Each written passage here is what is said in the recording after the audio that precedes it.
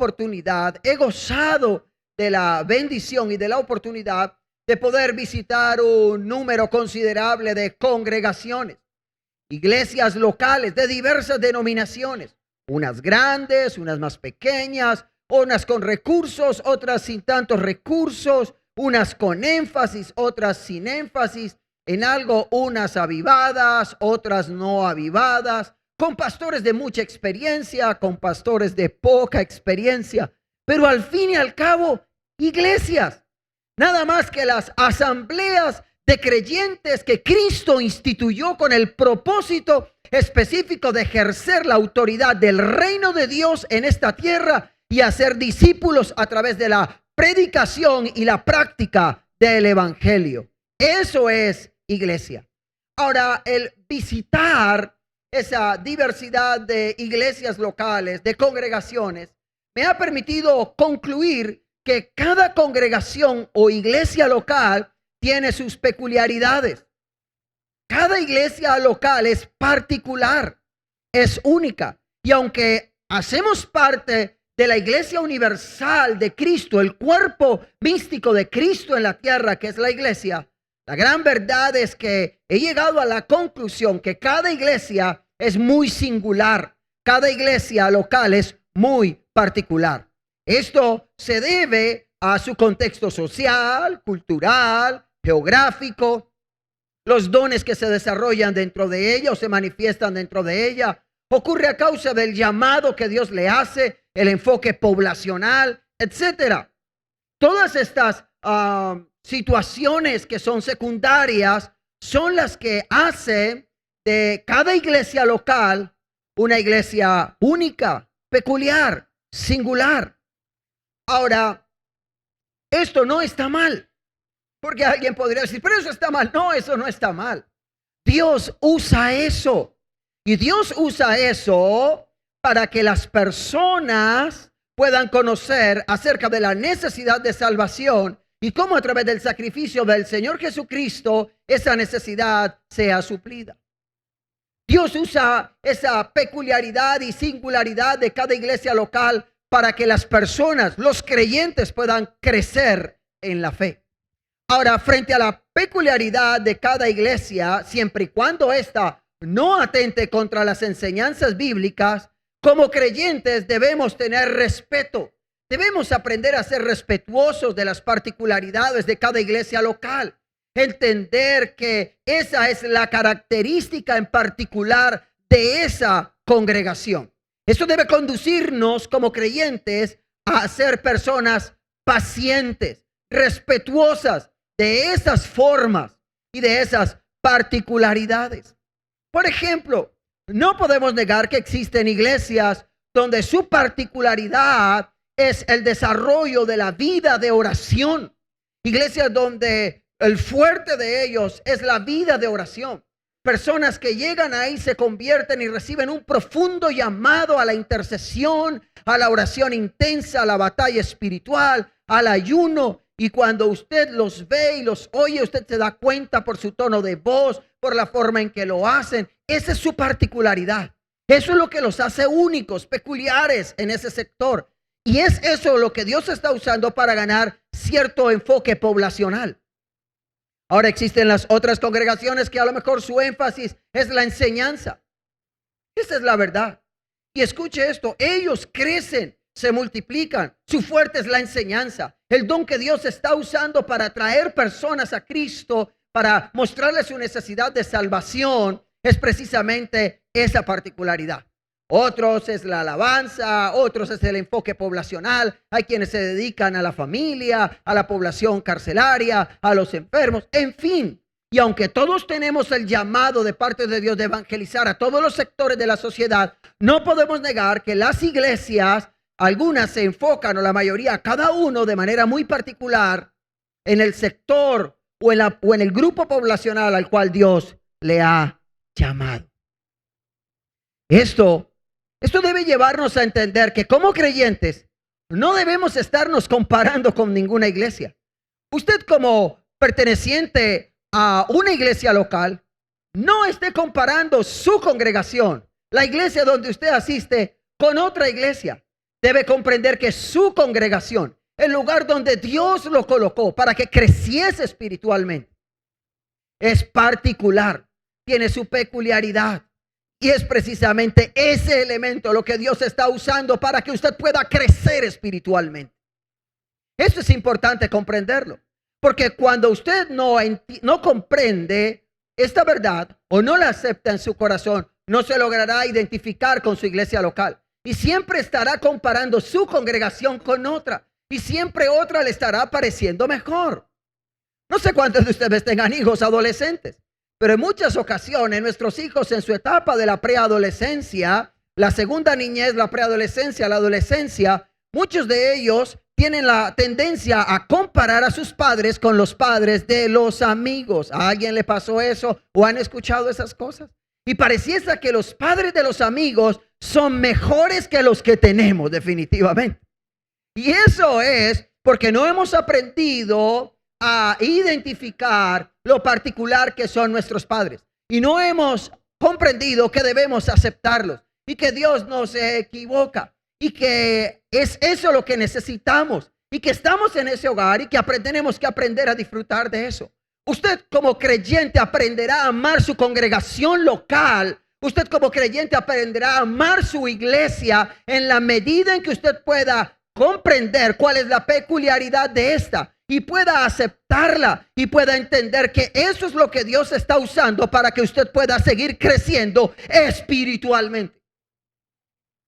Cuando en la Biblia habla que Dios tiene un rebaño para cada pastor, se refiere a que Dios tiene un lugar para cada persona, un tipo de liderazgo que le va a permitir crecer espiritualmente. Hay personas donde necesitan de un liderazgo más fuerte que otro. Hay personas que necesitan de mayores enseñanzas, razones. Hay de pronto quienes más por su contexto social o espiritual necesitan más de la manifestación de los dones, de la experiencia de oración. Y no quiere decir con esto que el resto no oren. No podemos criticar las iglesias que tienen como particularidad esa vida de oración. No pueden criticar a aquellas que a lo mejor lo que las caracteriza es su enseñanza o el trabajo que hacen con familias. Y los que trabajan con familias no pueden criticar a aquellos que no lo hacen porque a lo mejor están dedicados a trabajar con jóvenes y así sucesivamente. Y es entender que cada congregación es única. Ahora, no he llegado a esta conclusión tan solamente porque haya tenido la oportunidad y el privilegio de predicar en otras congregaciones, de otras misiones, sino porque cuando leo las Sagradas Escrituras me doy cuenta que esto también está allí. Cuando usted lee el Nuevo Testamento, puede observar que la iglesia en Corintio no era igual a la iglesia de Éfeso, ni que la iglesia de Éfeso era igual a la iglesia de Roma, ni la de Roma era igual a la de Tesalónica. Cada una de ellas variaba en detalles que eran secundarios, pero de vital importancia, como por ejemplo el desarrollo de la ceremonia, del culto, el lugar donde lo hacían, el tamaño, la cantidad de asistentes, el formato cultico, la problemática a resolver. Eran tantas cosas que hacían de cada iglesia algo particular, algo peculiar. Pero la mayor muestra de esto son las epístolas, las cuales nos dejan ver cómo cada congregación necesitaba de un énfasis en la enseñanza en particular. Uno diferente a la otra. Pero como vuelvo e insisto, a la larga, todas son la iglesia del Señor. Amén. Ahora, independiente de la singularidad de cada iglesia local, la Biblia en el Nuevo Testamento, sin duda alguna, sí nos dicta un modelo de iglesia sana y verdadera. Este modelo se caracteriza por tres pilares en común, independiente de la particularidad de cada una, por encima de la peculiaridad de cada una. Si es una iglesia verdadera y sana, tendrá estas tres características. Características de las cuales quiero compartir con ustedes en esta mañana. Y creo que se hace pertinente hablar acerca de esto Porque hoy en día existe una tendencia y es a la de conceptuar cómo debe ser la iglesia. La mayoría de las personas hoy en día están conceptuando acerca de cómo debe ser la iglesia. Cada persona tiene una imagen, una visión acerca de cómo debe ser la iglesia. El punto con esta situación es que algunos lo hacen desde la perspectiva del mundo, del modelo occidental, del modelo oriental, de la cultura, desde el aspecto socioeconómico, pero muy pocos lo están haciendo desde el aspecto bíblico. Y esto ha hecho, o esto ha producido una distorsión en del concepto bíblico del cómo debe ser la iglesia y de las características en común que debe tener toda iglesia que sea sana y verdadera. Estos pilares o características de una iglesia sana y verdadera son, en primer lugar, la práctica de las ordenanzas o sacramentos. La práctica de las ordenanzas o sacramentos. Permítame explicarle. La iglesia en el Nuevo Testamento fue fiel a practicar únicamente los dos sacramentos u ordenanzas que fueron instituidos por el Señor Jesús, como es el bautismo en Mateo capítulo 28, versículo 19. Mateo capítulo 28, versículo 19. El Señor Jesús dijo, por tanto, id y hacer discípulos y bautizándoles ¿en qué? En mi nombre. Pero más adelante, en Lucas, en el capítulo 22, en el versículo 19, Jesús establece la segunda ordenanza. Y es cuando celebró la cena con sus discípulos. Antes de ir al Calvario, el Señor dijo, haced esto en memoria de mí. Ahora, ambas ordenanzas tenían un significado importante dentro de la celebración y la adoración de la primera iglesia. Pero hay que entrar a hablar de cada una de ellas rápidamente. Lo que esto significa. ¿Por qué? Porque esto es una característica de una iglesia sana y verdadera. El propósito del bautismo es el de comunicar de manera pública al mundo mi fe por Cristo y cómo por medio de su sacrificio en la cruz he sido redimido, justificado y regenerado. Así que el bautismo solo comunica lo que ya sucedió.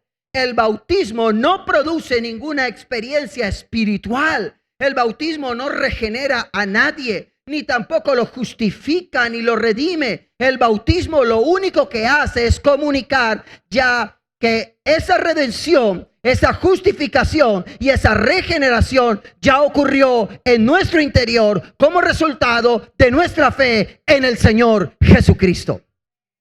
El punto es que hoy en día existe una distorsión en cuanto a la ordenanza bautismal, porque hay quienes creen y enseñan y piensan que cuando una persona se bautiza al estar sumergida dentro del agua, es en ese momento que está muriendo al mundo. Y cuando sale, cuando emerge, es porque ya sale para vivir para Dios. Y eso no es correcto. El acto, el símbolo del bautismo como tal, no produce una regeneración en sí. Lo único que está diciendo es que esa persona ya entregó su vida a Cristo y el gobierno de Dios se estableció en su interior y la vida de Dios ahora se encuentra en el alma humana de ese ser. La vida de Dios en el alma humana es la que produce entonces ese nuevo nacimiento, esa nueva vida, esa experiencia de regeneración.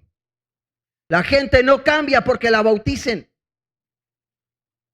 Yo he escuchado personas decir cosas como, bautícese y verá cómo cambia. Hay veces he tenido que recibir hermanos o hermanas que dicen, ay pastor, por favor, quiero que bautices a mi nieto. Porque yo sé que cuando yo le he dicho a mi hijo, usted lo que le falta es que lo bauticen, porque el día que lo bauticen usted va a cambiar. Mire, ese es un concepto errado, donde se le está atribuyendo al acto bautismal el poder regenerativo que solo lo produce el Espíritu de Dios en el corazón de una persona. Una iglesia sana es una iglesia que bautiza a las personas como el resultado de la conversión que ha ocurrido dentro de ellos. Arrepentíos, convertíos y bautícense, dice la Escritura. Jesús dijo, hagan el discípulo y luego bautícenlo, porque el bautismo comunica lo que ya ocurrió en el interior de la persona.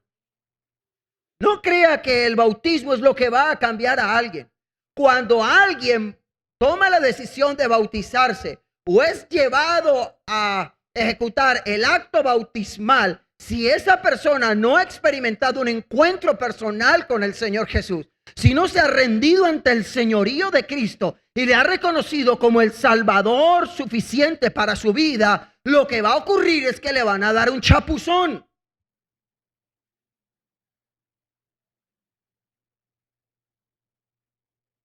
Chapuzón en una iglesia, chapuzón en río o chapuzón en una piscina X. Pero no va a ocurrir más allá.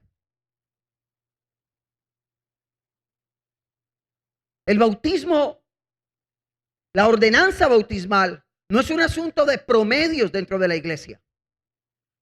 No es un asunto de estadística. ¿Cuántos bautizamos este mes en relación con el mes pasado? Algo así como cuánto facturamos. Conceptos cerrados de la iglesia. Más adelante estaré predicando acerca de en qué se parece la relación de Dios y la iglesia. Se parece al matrimonio, cuerpo, pero nunca dice a un negocio. Vamos a facturar cuántos bautizados este mes. He tenido que ver experiencias como esas. Personas que bajan el viernes a las aguas y el domingo del puente para allá. Porque del puente para acá no están. Para quienes no se ubican dentro de nuestro contexto y para las personas que nos ven a través de las redes, del puente para allá queda Juanchito, zona de bailaderos. Del puente para acá está Cali y el camino.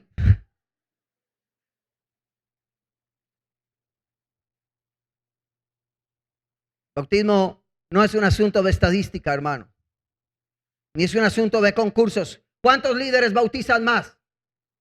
Independiente de los métodos de evangelización o significación que tengan.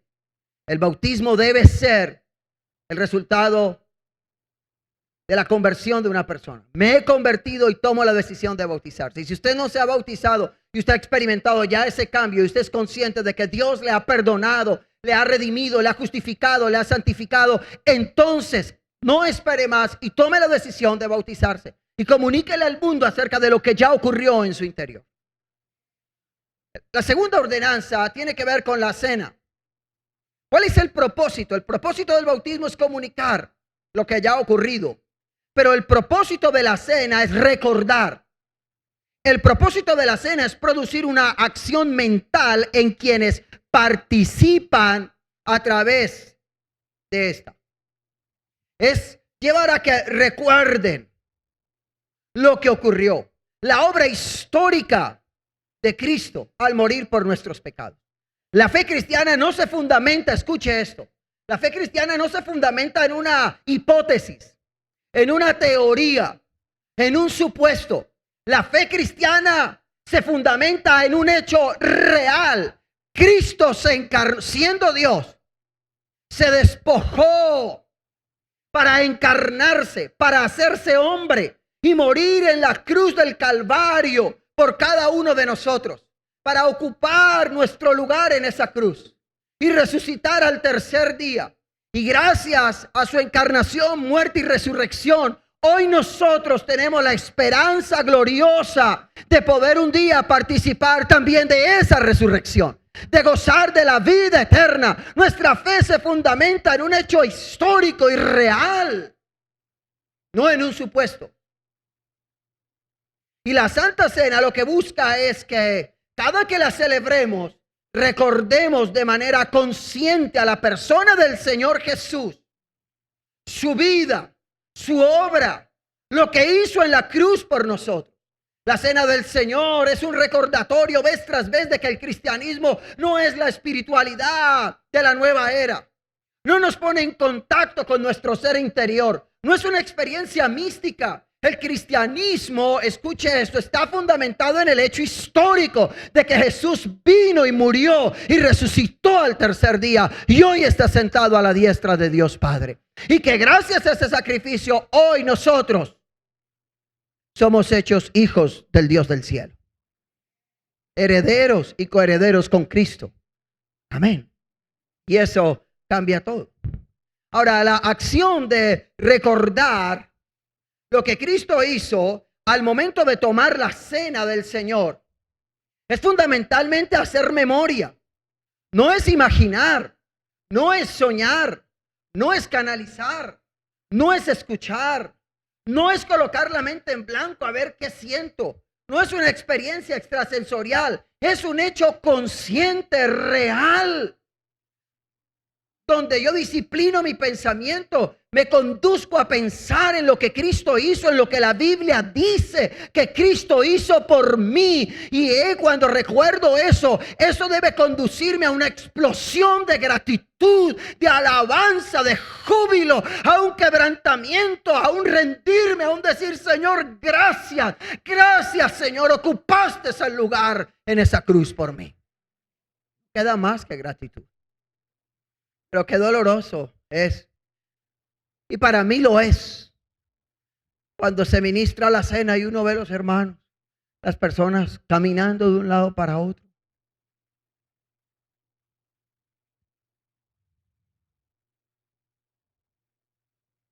Otros contando las lámparas, midiendo los metros cuadrados según las baldosas. Creo que la iglesia debe arrepentirse. Escuche, de ese arrepentimiento tan superficial que expresamos. Ay, Señor, perdóname todos los pecados de la semana. De eso debería la iglesia arrepentirse. Bueno, Señor, aquí vuelvo. Perdóname. No te vuelvo a molestar. En otros 6 meses nos volvemos a ver en la iglesia. Una iglesia sana y verdadera es aquella que te enseña, te predica acerca de la verdad de Dios, no acerca de lo que tú crees o quieres oír. Y esto es necesario aprenderlo. El momento de la Santa Cena, Pablo dice algo muy interesante. Pablo dice y advierte: cuidado con tomar la cena indignamente, sin percibir, sin meditar, sin analizar. Es lo que quiere decir lo que Cristo hizo por ti, lo que significa el que Él, siendo Dios, no tuvo nada de qué aferrarse y se despojó para hacerse hombre y habitar entre nosotros y para venir a morir por cada uno de nosotros. Ahora, la iglesia, tanto primaria como la de hoy, debe estar compuesta mayormente por personas creyentes en el Señor, las cuales comunican esa fe de manera pública a través del bautismo en su nombre y recuerdan lo que Cristo hizo por ellos. Ahora, es importante aclarar que ambos sacramentos son representativos y estas son celebraciones de realidades espirituales. Pero ninguno de las dos celebraciones o de estas dos prácticas u ordenanzas tienen un poder adherido en cuanto a la salvación. Es decir, no quiere decir que si yo las practico, soy más salvo que aquel que no las practica. No quiere decir que esto me hace más santo o menos santo. Pues la Biblia dice, el apóstol Pablo en la carta a los Efesios, en el capítulo 2, versículo del 8 al 9, que somos salvos por gracia, que hemos sido salvados por la gracia, por medio de la fe. Y esto no procede de nosotros, sino que es un don de Dios, porque no es por obras para que nadie se gloríe. Es simplemente por la dádiva del Señor. Y una iglesia sana y verdadera es una iglesia que se fundamenta sobre esto. No le ponga más añadiduras.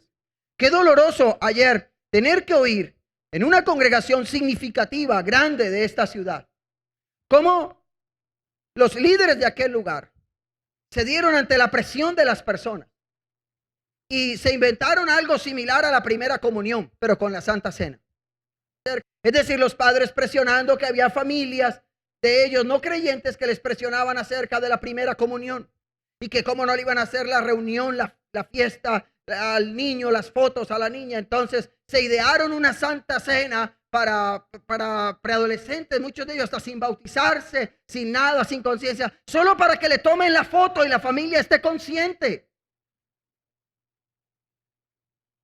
¿Dónde está eso en la iglesia primaria?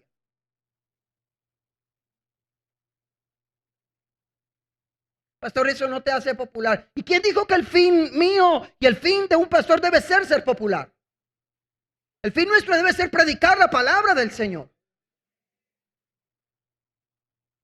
Que se desarrollarán todo tipo de reacciones.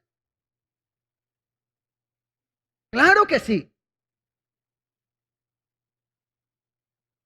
Creo que fue el doctor Moody quien dijo, cuando tú prediques y prediques bien, dos cosas van a ocurrir. Uno, la gente se va a arrepentir. Número dos, la gente te va a maldecir, va a criticar, pero algo va a ocurrir. El segundo pilar de una iglesia sana y verdadera, que está aún por encima de lo singular y de lo peculiar que es cada iglesia local, es la completa predicación de la palabra de Dios. Cuando usted va a la segunda carta del apóstol Pablo a Timoteo, segunda carta del apóstol Pablo a Timoteo, en el capítulo 4, en el versículos 1 y 2, usted mirará la instrucción de Pablo. Te encarezco delante de Dios y del Señor Jesucristo, que juzgará a los vivos y a los muertos en su manifestación y en su reino, que prediques. Ahora, por favor, lea el texto conmigo. ¿Qué debe predicar? ¿Cuál era la instrucción de Pablo a su discípulo Timoteo, a su hijo espiritual? ¿Cuál era la instrucción? ¿Predica qué? Lo que la persona quiere oír, lo que el mundo desea oír, lo que las personas están ávidas de oír. No, está diciendo predica la palabra, que instes a tiempo y fuera de tiempo, reargulle, reprende, exhorta con toda paciencia y doctrina. La predicación de la palabra siempre ha sido el eje central en la iglesia del Señor. Lo vemos en Jesús, proclamando sin cesar la palabra divina, pasando luego por los discípulos y algunos como Pablo escribiendo cartas llenas de teología y de doctrina e historia que tenían como propósito animar, corregir, formar a los nuevos creyentes. Ese era el propósito, la enseñanza y la exposición a la palabra de Dios. Era algo central dentro del culto de la iglesia primaria. Todo giraba en torno a la exaltación del nombre del Señor. Todo giraba en torno a la predicación de la palabra, a la formación de la fe del nuevo creyente. Porque al final de su vida, lo único que usted necesita y lo único que será realmente importante al final de sus vidas, al final de nuestras vidas, será nuestra fe firme en el Señor Jesucristo. Hace tiempo atrás tuve que orar por un hombre en una clínica prestigiosa de esta ciudad. Me invitaron a orar. Cuando entré a la UCI, ese hombre extendió sus manos y como pudo me dijo, rece, porque no sé para dónde voy. No sé qué va a pasar. Su dinero no le era suficiente en ese momento. No conocía de la fe en Cristo. Tuvimos la oportunidad de orar. La persona se levantó, pero nunca decidió buscar al Señor. Poco tiempo después, hace poco, me di cuenta de que había recaído nuevamente. El carcinoma le había hecho metástasis en el rostro. Le salieron una cantidad de tumores le desfiguraron al punto de que cuando falleció la familia, los dolientes no permitían que abriesen el ataúd a causa de la desfiguración. Pero las palabras de él al médico fueron: le doy todo mi dinero si usted me quita estos tumores. Y el médico le dijo: si se los quita, usted se desangra. No puedo hacer nada. Porque al final de la existencia humana, el dinero no es suficiente. Las buenas obras no serán suficientes. Ni los amigos, ni los amores, ni las diversiones. Al final de la vida, lo único que usted necesita es una fe firme en Jesucristo, una esperanza gloriosa, una convicción y un saber que aunque su existencia física cese, hay alguien en el reino de los cielos que nos está aguardando para decirnos aquellas palabras que tanto deseamos oír. Buen siervo fiel has sido, sigue al gozo de tu Padre. Alguien alabe al Dios de gloria. Eso es realmente lo que necesitamos. Pero esa fe firme se construye a través de la predicación de la palabra, del conocimiento de la palabra. Eso no se construye con fábulas. Eso no se construye con que nos estén animando, motivando. Las motivaciones salen hasta con un baño. La iglesia no se puede fundar, una iglesia sana y verdadera no se fundamenta sobre la motivación de un evento. Una iglesia sana y verdadera se fundamenta sobre la fe, la convicción, la certeza que produce la revelación de la palabra de Dios en el corazón de esa persona.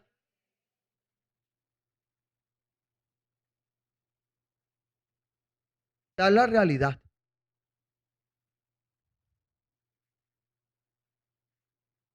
La aplicación de la palabra es central en una iglesia.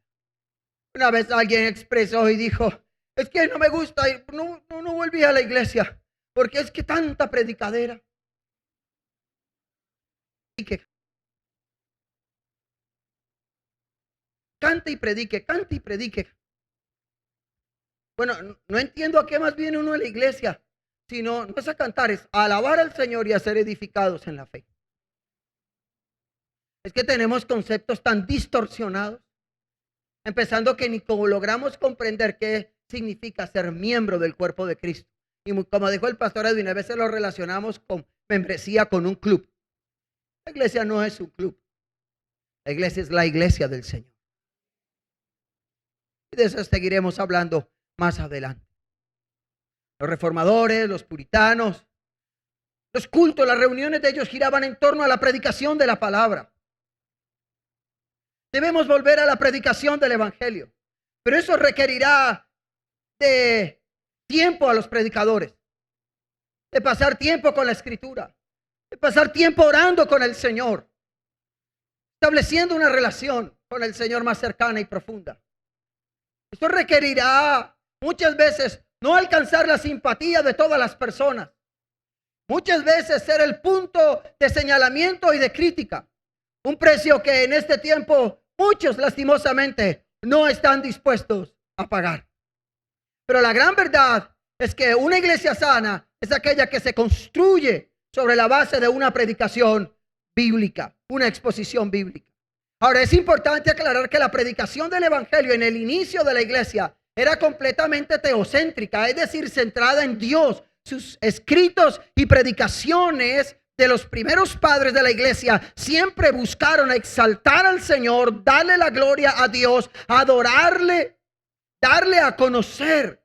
Fue, escuche, teocéntrica. La predicación no fue antropocéntrica como es hoy en día. Es decir, que gira en torno al hombre, en el cómo se siente,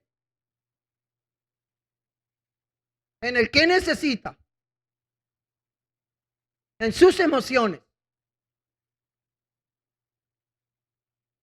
La predicación giraba en torno a Dios. ¿Quién era Él? ¿Qué había hecho Él por nosotros? ¿Cómo en su amor nos hizo partícipes de su misericordia, su bondad? Cómo su muerte en la cruz es todo suficiente para nosotros ser libres de la cautividad del pecado. Giraba en torno a Él, a su obra, no en torno a cómo nos sentimos, deseamos sentirnos. Dios nos ayude. La iglesia del Nuevo Testamento tenía una meta en común. Era adorar a su Salvador y darlo a conocer. Parece que hoy en día eso ha cambiado y la meta en común de muchas congregaciones se ha vuelto a ser la número uno, la más popular, la más grande o la de mayor actividad.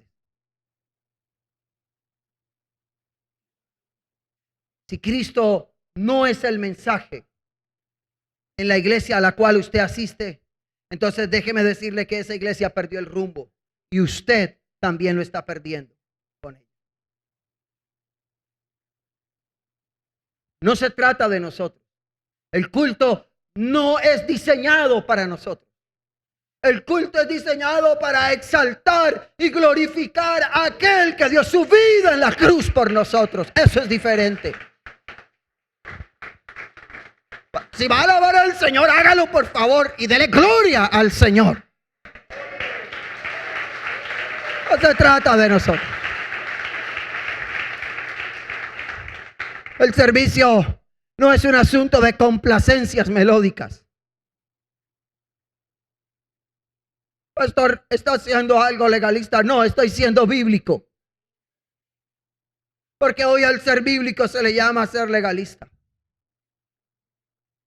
Yo no me ando entrometiendo en las cosas que son propias del legalismo. Yo lo que estoy hablando es acerca del orden de la Biblia. Entrada a sus atrios, cruzar las puertas con acción de gracias, con alabanzas. Pero son para Él. Se trata de Él, no de mí. El auge del antropocentrismo en la predicación de este tiempo ha generado todo un sistema de predicación alegórico, donde a diferencia de la predicación expositiva, casi nunca se es fiel al texto y a la aplicación del texto. Y todo eso lo que ha causado es una distorsión en la mente de las personas acerca de lo que realmente es el cristianismo, lo que es ser un hijo de Dios, lo que es ser iglesia. Y por eso es que en este año hemos tenido que predicar acerca de renovar nuestro entendimiento acerca de la iglesia, la fe y una serie de temas doctrinales que nos van a ayudar a consolidar nuestra vida espiritual. El tercer pilar o característica de una iglesia sana y verdadera es su liderazgo maduro y espiritual. Con esto termino. En su inicio, la iglesia neotestamentaria fue liderada primeramente por los 12 apóstoles. Luego, en la medida que Pablo plantaba nuevas congregaciones, comisionaban, o los apóstoles que anduvieron con el Señor Jesús, comisionaban a líderes espirituales, a hombres que daban testimonio de su fe por Cristo. Hombres que el fin de ellos era liderar en amor y en servicio a esas nuevas congregaciones. En el Nuevo Testamento hay varios términos que fueron usados para hacer referencia a la labor u oficio de estos hombres, como ancianos, obispos, pastores, diáconos. Básicamente, la tarea de estas personas era supervisar, dirigir, alentar, cuidar espiritualmente de los creyentes que formaban aquellas congregaciones locales. Ahora, estos hombres deberían tener un llamado de parte de Dios, un carácter maduro. Deberían ser personas espirituales, personas que conociesen hasta el momento las escrituras que habían sido dadas, que conociesen la ley, que conociesen acerca de las buenas nuevas de salvación. Estos líderes deberían ser nombrados por los ancianos o por la iglesia misma. Es decir, los ancianos y la iglesia deberían reconocer el liderazgo de estas personas.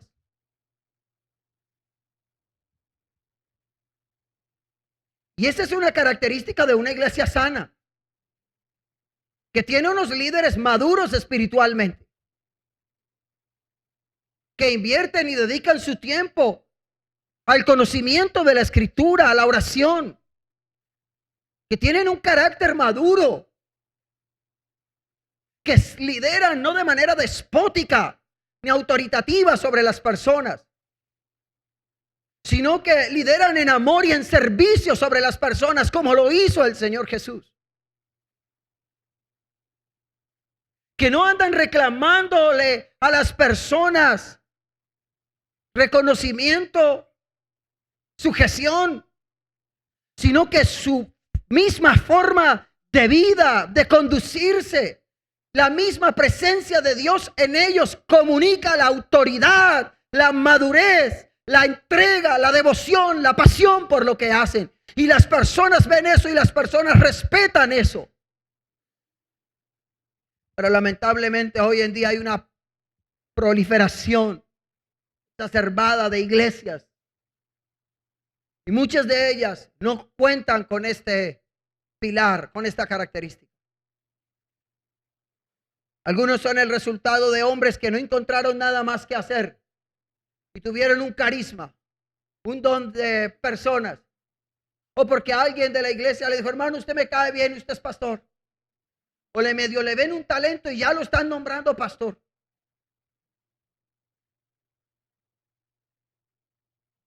Y algunos afanados por entrar y otros apurados para salir.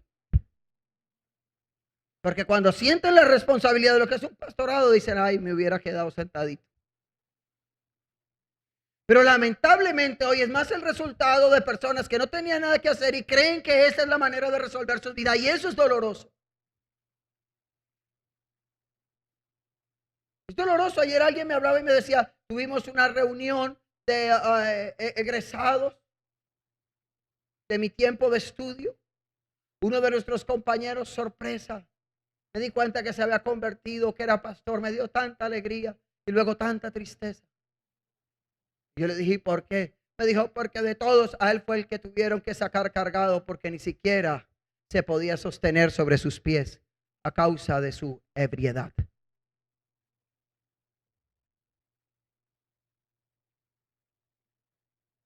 Le dije a la persona, bueno,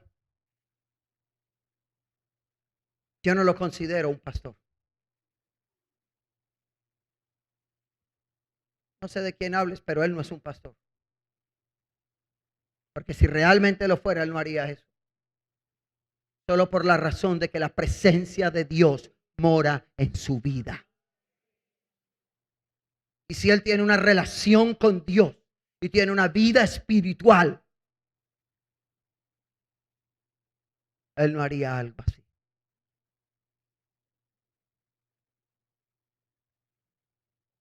Pastor, sea más misericordioso. No, yo no estoy siendo misericordia. Yo estoy hablando de lo que es la Biblia. ¿Por qué? En el tiempo de José, Moisés no existía. La ley no había sido dada.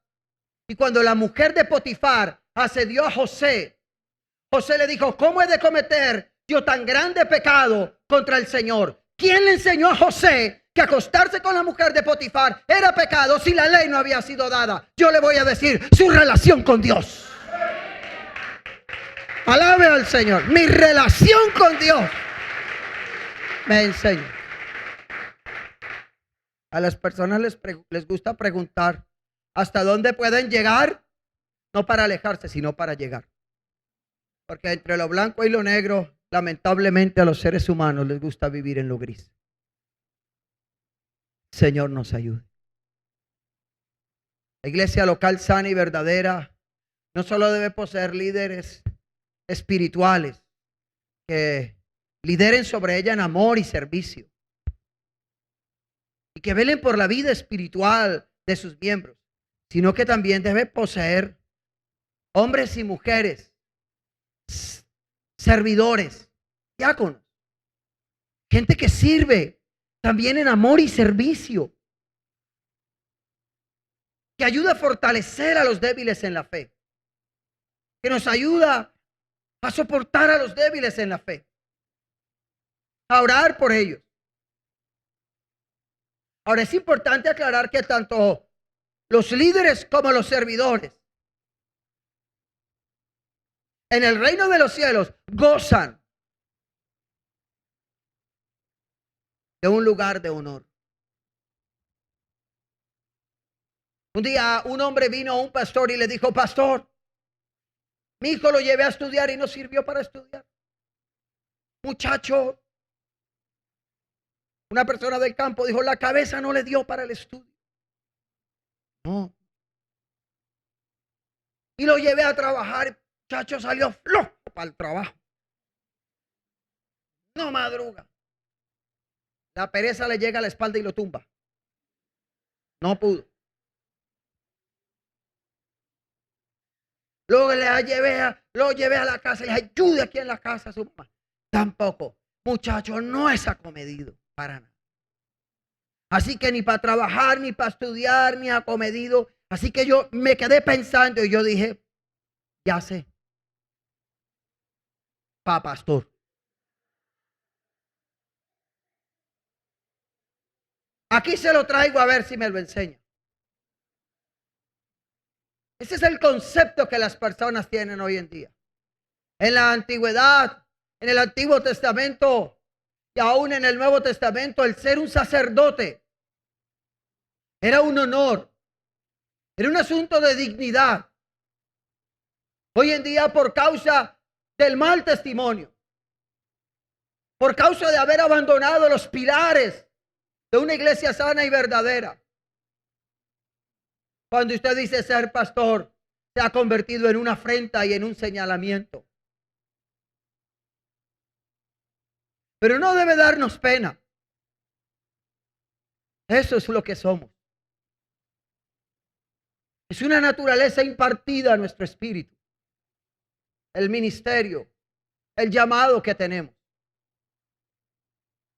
Fue lo que decidimos por amor. Es lo que haríamos aún si no hubiese recursos. Es nuestra pasión. Es servirle a Él. Esas cosas hay que tenerlas claras. Hay que aprender a discernir dónde estamos. ¿Cuál es la iglesia donde yo estoy? Hay que aprender, y el entender esto nos va a permitir amar y valorar más la congregación local donde usted se encuentre. Cuando usted logra comprender que su iglesia es única, singular, peculiar, usted va a dejar de estarla comparando con los otros. Usted va a estar dejando de compararla con los que hacen esto, con los que hacen lo otro. Y usted va a aprender a amar ese lugar y a ser feliz con lo que allí está ocurriendo. Cuando usted logra comprender estas verdades, entonces gustosamente llega a escuchar la palabra.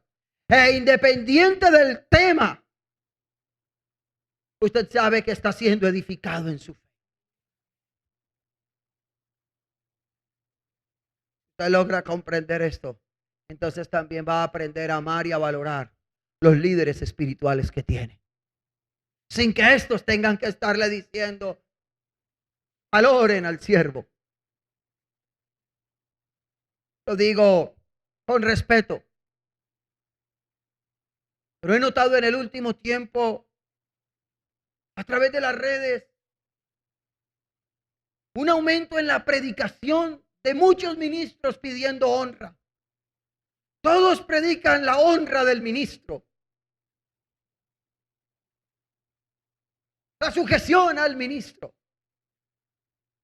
Cuando las personas comprenden quiénes son, cuando las personas saben qué es la iglesia, cuando las personas comprenden qué es ser un miembro dentro de la iglesia, cuando las personas aprenden a distinguir un liderazgo sano, maduro, espiritual, honesto, las personas lo van a hacer sin necesidad de que usted lo diga que lo haga. Porque eso va a brotar de un corazón agradecido, de un corazón que va a buscar en ver cómo de manera recíproca devuelve el bien que se le ha hecho. cuidará de aquellos que saben que honestamente están cuidando de su vida espiritual, que están velando por su vida espiritual, que no le van a decir lo que quieren oír, sino lo que necesitan oír. Y eso es diferente. Y eso va a hacer que las personas lo hagan. Será el resultado de